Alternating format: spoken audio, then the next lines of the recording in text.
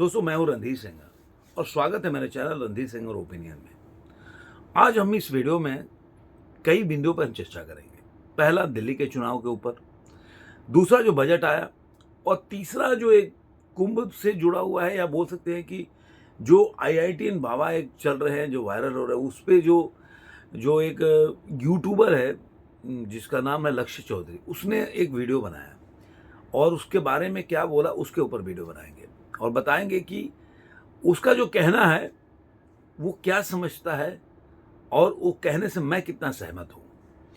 तो चलिए वीडियो को शुरू करते हैं। तो सबसे पहले इसी IITN बाबा के ऊपर जो लक्ष्य चौधरी का जो स्टेटमेंट है उसको लेके चलते हैं।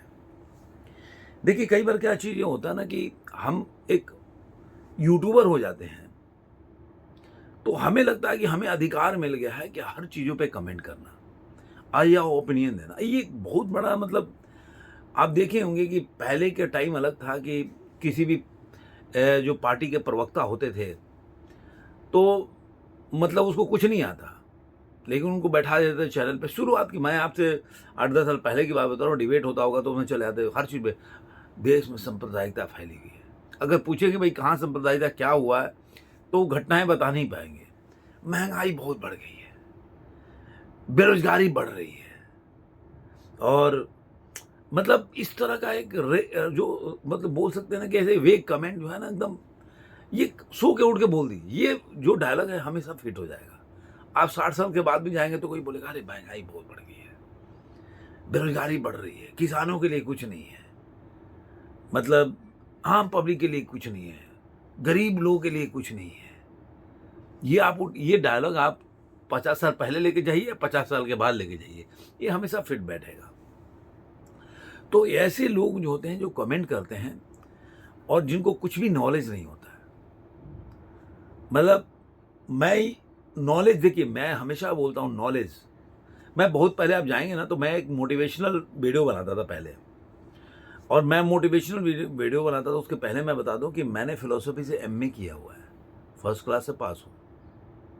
डिवेस्ट में भी मतलब डिस्टिंक्शन बोल सकते हैं।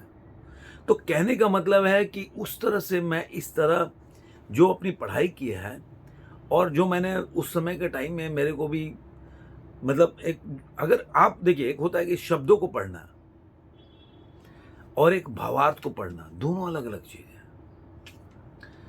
जैसे आप कोई व्यक्ति के फेस को पढ़ना और उसके अंदर के दुख के स्वभाव को पढ़ना, दोनों अलग चीज है। हमें जब प्रॉब्लम्स कब होता है कि हम दोनों को एक मानकर और एक ही ढर्रे में हम उसको तौलने का या प्रयास करते हैं, तो हमारी समझदारी के ऊपर है। जैसे कि मान लीजिए कि आप टीवी देख रहे हैं, तो आप टीवी जो देख रहे हैं ना, तो उसके आकार के बारे में जानते हैं, लेकिन अगर आप टीवी के अंदर की जो इंस्ट्रूमेंट है उसके बारे में नहीं बता सकते हैं जब भी आप टीवी देख रहे होते हैं। और साइंस भी बोलता है कि साइंस तो एक और चीज बोलता है कि हम डायरेक्ट किसी चीज को देख नहीं सकते, क्योंकि हम केवल प्रतिबिंब देखते हैं।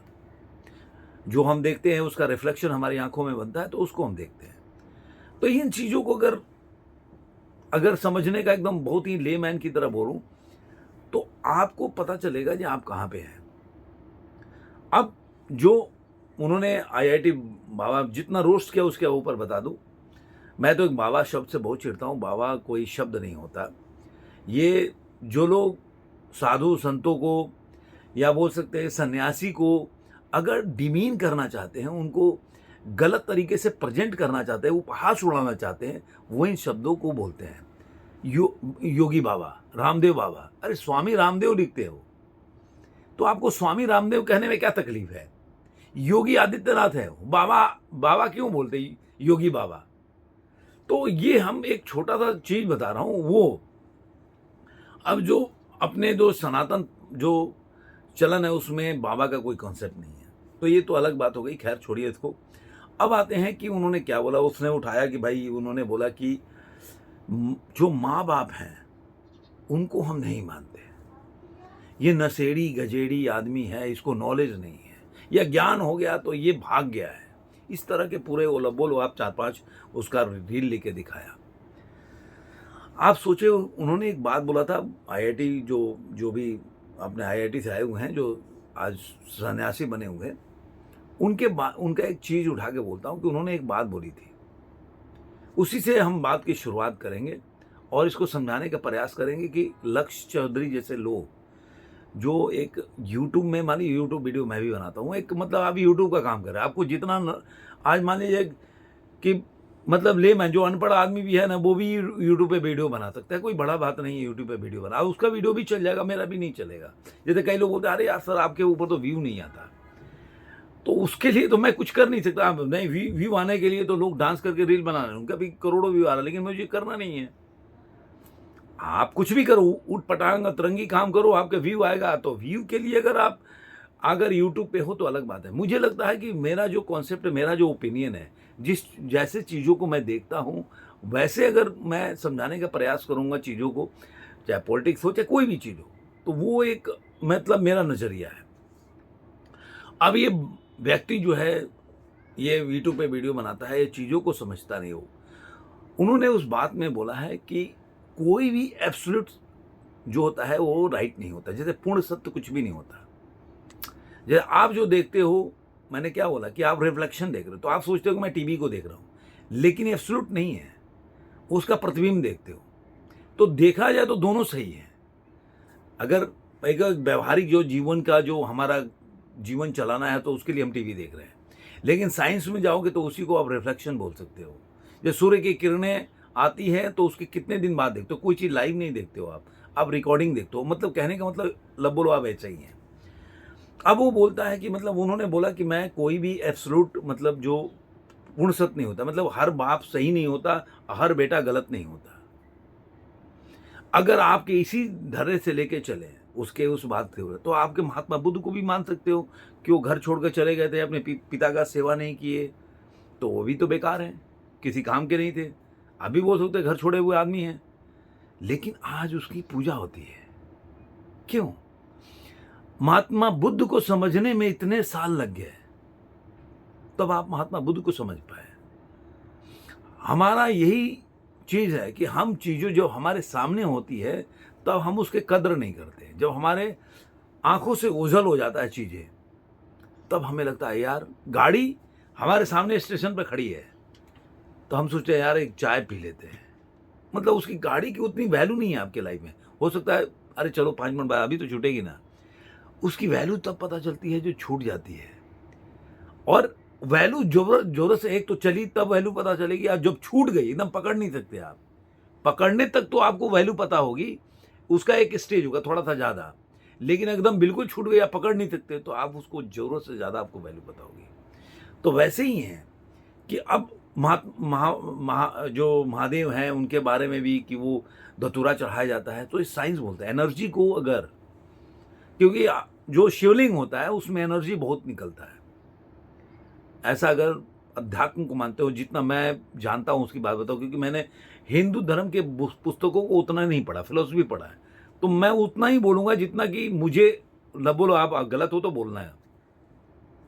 तो अध्यात्म जो होता है वो मतलब वो जो बताता है साइंस की, मतलब जो एनर्जी जो मतलब पुस्तकें बताती हैं, जो हिंदू धर्म की ग्रंथ बताता है कि एनर्जी निकलता है, इसलिए उसके ऊपर आप बेलपत्तर रखते हैं, या कई लोग जो होते हैं वो काले रंग का तिल होता है, वो ठंडा रखने के लिए, या शिवलिंग को आप पानी में हमेशा क्यों डिबो के रखते हैं? क्योंकि उस एनर्जी को ठंडा करना चाहते हैं। तो अब धतूरा जो शिव भगवान को चढ़ता है, तो आप बोलोगे कि अरे यार तो कुछ भी बोल सकते हो। राम भगवान भी अपने पिताजी की सेवा नहीं किए, अपने पिताजी की बात मानने के लिए, ठीक है वो चले गए। अब उनके बाद भी कितनी चीजें क्वेश्चन उठा सकते हो कि अपने पत्नी से उनको क्यों उसका परीक्षा लेना पड़ा। जैसे अब जो थोड़ा मोड़ा पढ़ने लगे तो उनको पता कि वो तो सीता जी थी नहीं, उनकी छाया थी, लेकिन आज तक लोग यही मानते थे कि उन्होंने पत्नी का परीक्षा लिया। तो आपको जितना ज्ञान है उतनी ही पे बोलना चाहिए। मैं जितना इंटरव्यू देखा है, अब ये व्यक्ति क्या है, इसने मैं पढ़ा कि एक तो केवल रोस्ट बनाता है, और रोस्ट बनाना किसी का मजाक उड़ाना, उपहास उड़ाना। रोस्ट क्या है? किसी का मजाक उड़ाना, उपहास उड़ाना, यही रोस्ट है। तो एक तो व्यंग होता है कि आप सही चीज़ों को आप व्यंग्यात्मक, लेकिन आप उठाओगे किसी ऐसे चीज़ का, आप उठा के उसके रोस्ट करोगे जिसका आपका सब्जेक्ट नहीं है। अब वो जो आपने अभी एक आईआईटी का बंदा गया था, उसका भी मैंने देख रहा था इंटरव्यू, यूट्यूब पे आया कि उन्होंने बोला कि भाई 5 सतह होता है जो आपके जानने का होता है। सत्य क्या होता है, विष्णु का सत्य क्या होता है, सत्य पूर्ण सत्य क्या होता है, शिव का सत्य क्या है, और सब क्या होता है। योग का मतलब क्या होता है? योग का मतलब आपने बहुत पहले में मोदी जी ने बोला, योग का मतलब ये नहीं है कि आप मतलब आप पैर स्ट्रेच कर रहे हैं, स्ट्रेचिंग एक्सरसाइज नहीं है। योग मतलब जोड़ना, और जहाँ जुड़ जाए आप भूल जाओ कि आप और जो सामने वाला है उसमें कोई मतलब द्वैत है। मतलब भगवान और आप में कोई दूरी ना हो, चाहे भाव में, चाहे मटेरियल लाइफ में, या इसके परे भी। जब आप शून्य में हो जाओ, कि आप विलीन हो जाओ, जैसे छोटी नदी अगर समुद्र में विलीन हो जाती है तो उसमें कोई भी आप निकाल के अलग नहीं कर सकते कि कौन सा नदी का पानी था, कौन समुद्र का पानी है। जैसे एनर्जी होता है, एनर्जी जो आप देखते होंगे, जो किसी बड़े एनर्जी से, जो एनर्जी का आपका जो विजन क्या होता है, आपका ज्ञान जो होता है, आप देखते होंगे कि कई बार ज्ञान के साथ आप पैदा होते हैं। कोई आपको बताता नहीं कि 2 चीज़ें दिखाएगा तो कौन सही है कौन गलत है, लेकिन अपने आप आपको लगेगा ये सही है ये गलत है। अगर कोई भी चीज़ आपको कोई ओपिनियन ना दे तो आपको किसने बताया कि यही चीज़ चुनना है, या आपको कोई दोनों में से कुछ भी नहीं चुनना है? तो कुछ ना आप चयन तो कर रहे हो ना आप, कि हमें दोनों में से कुछ भी नहीं चुनना है, या दोनों में से एक चुनना है, या दोनों को चुनना है। तो चयन की प्रक्रिया क्या होती है कि आप खुद ही चुन रहे हो, तो मतलब कोई तो दिया। एक होता है कि आपके समाज के प्रभाव से, समाज की एनर्जी ज़्यादा होती है, आपकी एनर्जी में पावर नहीं होती है, तो आप उसके से प्रभावित हो जाते हो और आप उसके हिसाब से चलते हो। तो ऐसे ही होता है जो दुनिया चलती है। अब उन्होंने क्या बोला कि पिता पुत्र का जो रिलेशन है एब्सोल्यूट नहीं है। आप जाकर सुनिएगा, एब्सोल्यूट नहीं है। जो पिता का जो हमेशा पिता ही सही नहीं होता, और हमेशा पुत्र ही गलत नहीं होता, या हमेशा पुत्र सही नहीं होता और पिता गलत नहीं होता। कोई भी रिलेशन, कोई भी चीज जहां पे रिलेशन आ जाता है, कंडीशंस, और ये गलत भी नहीं है कि कोई हर दुनिया में हर आदमी स्वार्थी होता है। हम भगवान का पूजा करते हैं तो भी स्वार्थ होता है, हम भगवान की पूजा नहीं भी करें, अब मान लीजिए कि हमको सब दुनिया में अच्छा ही काम करना है, तो हम क्यों अच्छा काम करते हैं? एक स्वार्थ होता है कि लोग मुझे अच्छा बोले, या मैं अपने आप को अच्छा मानूं, ये भी एक स्वार्थ है। सेल्फलेस कोई भी काम नहीं होता वर्ल्ड में। हम कोई भी काम करते हैं तो स्वार्थ के, चाहे कोई भी हो, आप कोई भी, मतलब चाहे साधु महात्मा संत हो, कोई भी हो, उसमें राग होता है। क्यों? क्योंकि हम ये मान के चलते हैं कि जो हम दे रहे हैं उससे जनता का कल्याण होगा। तो आपका स्वार्थ हो गया ना जनता का कल्याण करना। अब इसको सेल्फलेस बोल सकते हैं, लेकिन स्वार्थ तो है ना कि आप जो दे रहे हैं पहले सही हो, आप उसको मानते हैं। जैसे कि आपने डेकार्ड का सुना होगा, दुनिया में सारे सत्ता को माना कि नहीं है कुछ भी नहीं, लेकिन एक अपना सत्ता को तो माना ना, कि मतलब मैं तो सही हूं। आखिर जो बोल रहा है कि सब कुछ नहीं है, कुछ दुनिया में कुछ भी नहीं है, तो आखिर तुम्हारी बात को क्यों कोई मानेगा? जब तुम भी नहीं हो और जब तुम नहीं हो तो तुम्हारा शब्द भी नहीं है। तो कहीं ना कहीं आपको अपने पैर रखने के लिए जगह तो चाहिए ही है जहां से आप छलांग लगा सको। तो आप जो चीजों को नहीं जानते हो, जो चीज समझते नहीं हो, उस पर टिप्पणी करना आपके लिए, बोल सकता हूं कि छोटी मुंह बड़ी बात। आप यूट्यूब बनाते हो, लोगों का रोस्ट करते हो, एक बंदे ने कोई वीडियो बनाया, उसका रोस्ट करके आपको व्यू चाहिए, वो कर लेते हो, ठीक है। लेकिन ऐसे सब्जेक्ट या ऐसे व्यक्ति जो आपके पहुंच से बहुत परे है, आपके सोच से बहुत परे है, उसकी जो थिंकिंग, उसकी थॉट प्रोसेस बिल्कुल अलग है। मैं नहीं बोल रहा कि आईआईटी किया इसलिए। आप कितने भी इंटरव्यू देखेंगे ना, जैसे वो उसके छोटे छोटे लाइनर हैं कि न्यूज 18 में बोल रहा है कि यार कुछ बोल रहा था, तो उसमें बोले कि जरूरी नहीं है कि आप मुझे खाना दे रहे हो, क्योंकि बोलता है ना कि घड़ी उड़ी सब पहनते हैं, तो मैं भी आपको खाना दे रहा हूँ कि आपकी टीआरपी बढ़ रही है ना। जो आप मान लीजिए कि आपके 10 व्यूअर होंगे, आज मेरे को दिखा के आप 100 व्यूअर कमा रहे हो। अब बोल रहे घड़ी पे आते हो, तो ऐसे तो आचार्य रजनीश थे, उनके पास कितनी रोल्स रॉयस थी। मुक्ति क्या होता है? आप जब आप गृहस्थ जीवन में भी रहते हो, अब 4 धर्म बताया गया ना, 4 आश्रम, मैं ब्रह्मचर्य आश्रम, उसके बाद गृहस्थ आश्रम, उसके बाद संन्यास वानप्रस्थ संन्यास आश्रम के वानप्रस्थ। तो संन्यास में क्या है कि आप सब में समान आपका आस बना रहे, सब में समान आपकी इच्छा बना रहे कि आप जब एक गृहस्थ आश्रम को छोड़ के जाते हो तो घर में ही रहते हो। ये आपका प्रैक्टिकल शुरू हो गया कि आपको वानप्रस्थ जाने के पहले आपको तैयारी तो करनी पड़ेगी। युद्ध में जाने के पहले, युद्ध में कहाँ पे युद्ध हो रहा है, कहीं किसी ऐसे ठंड जगह पे हो रहा है कि ऐसे कहीं बहुत रेगिस्तान के अंदर हो रहा है, तो उसके लिए तैयारी करनी पड़ती है ना। अभी आप लेह लद्दाख घूमने जाओगे सपोज करो, तो आपको उस एल्टीट्यूड पे जाने के लिए धीरे धीरे, बोलते हैं ना कि आपको उस वेदर में एडजस्ट करने के लिए, आपको बॉडी को एडॉप्ट करने के लिए आपको धीरे धीरे आगे बढ़ना पड़ेगा। आप जाके कारगिल में रहोगे, फिर उसके आगे जाओगे, श्रीनगर से शुरुआत होगी। आप अचानक से कोई ले जाके आपको फ्लाइट से आपको लेह में उठा देगा, आपको तकलीफ हो जाएगी, आपकी तबीयत खराब हो जाएगी। तो कहने का मतलब है कि जब आप इन चीज़ों को धीरे धीरे चीज़ों को समझते हो, तब आपको समझ में आएगा क्या चीज़ें हैं। ऐसे आप बन के हवाबाजी करते रहोगे, लोगों को वीडियो बनाते रहोगे, इससे कुछ नहीं मिलेगा। तो वो काम करो जो जिसके लिए आप बने हो। आप दूसरे का वीडियो देखो, दूसरे के वीडियो को बनाओ और उसमें रोस्ट करो, चलेगा।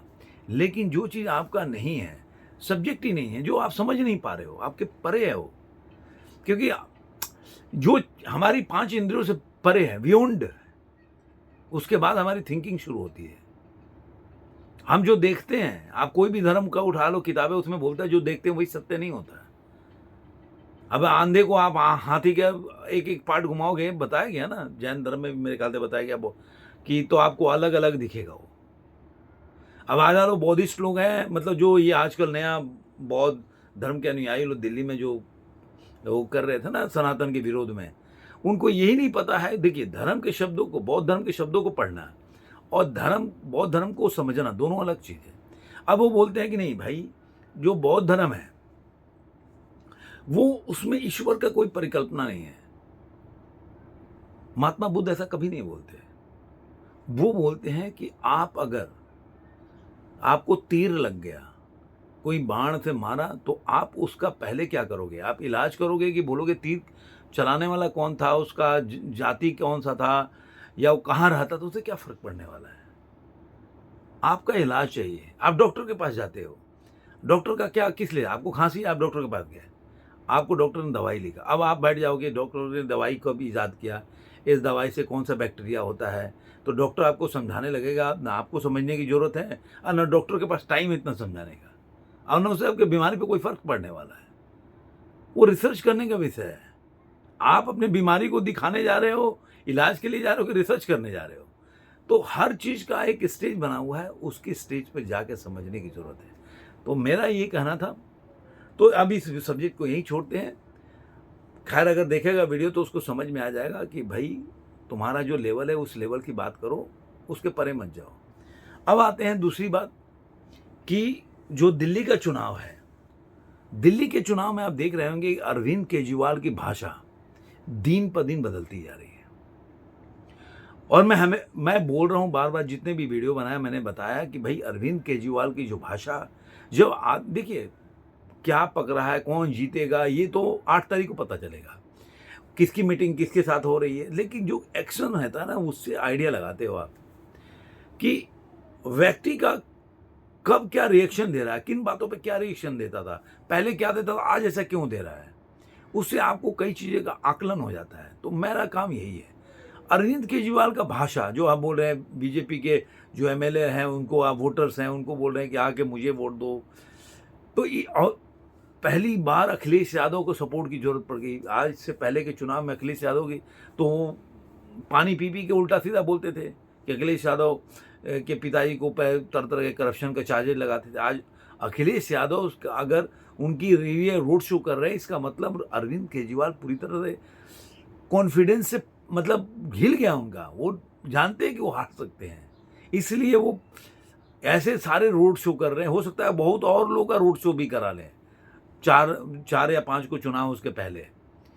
तो अरविंद केजरीवाल पूरी तरह से हार का डर सता रहा है, इसलिए वो इस तरफ का जो अभी देखिए 7 या 8 जो एमएलए हैं जो उनके पार्टी को छोड़कर कल बीजेपी को ज्वाइन, परसों उन्होंने छोड़ा था, कल बीजेपी ज्वाइन कर लिया। तो ये भी बात है कि क्यों उनके पार्टी के जो भी लोग हैं उनको तो पता होगा ना कि कहाँ से चुनाव कौन लड़ रहा है, कौन जीत सकता है। ग्राउंड रियलिटी तो उनको भी पता होगा अपने क्षेत्र में क्या चल रहा है। तो अब जो अरविंद केजरीवाल का पहले का जो बोल सकते हैं सिस्टम है, जो एक बोलते थे लोग विश्वास करते थे, वो पूरा से पूरा ख़त्म हो चुका है।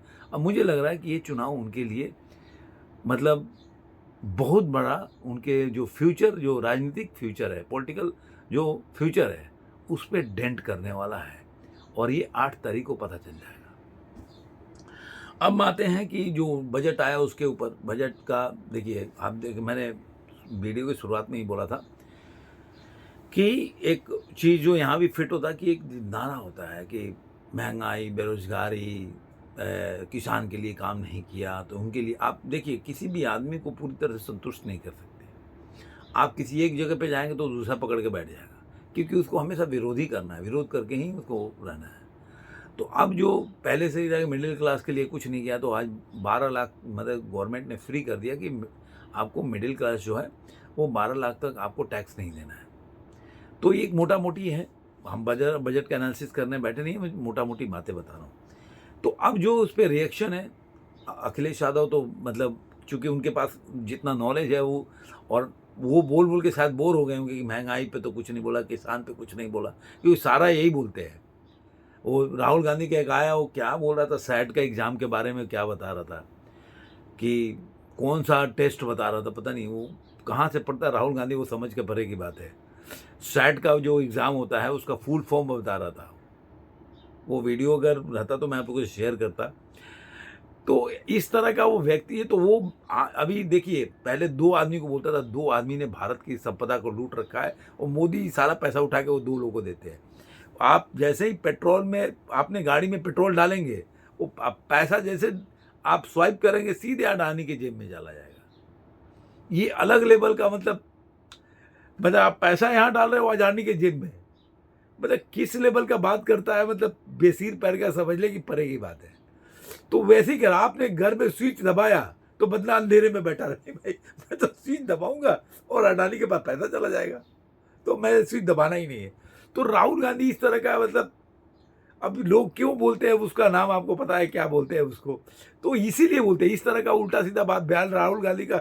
आप जाएंगे ना, हर रैली में 2-4 ऐसे बातें आ जाएंगी और कोई समझाता है, वो समझाने की हिम्मत भी किसी को नहीं है। अरे राहुल बाबा ने क्या बोला, बहुत बढ़िया बोला भाई। राहुल बाबा जननायक है और ये जननायक को 2022 के बाद हुए हैं, अभी जननायक भी हो गए हैं और एक और जनता का प्रधानमंत्री। कुछ दिन में बोलेंगे अमेरिका का जो राष्ट्रपति है यही है, राहुल बाबा है।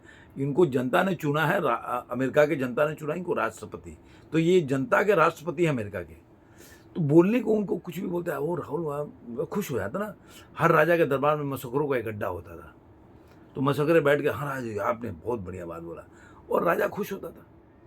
तो राहुल गांधी का और जितने लोग का बयान हो रही है बस महंगाई बेरोजगारी पे। वो आया क्या ना चन्नी, वो बोल रहा है कि किसानों के लिए इसमें कुछ नहीं था, किसान सड़कों पे बैठे हैं।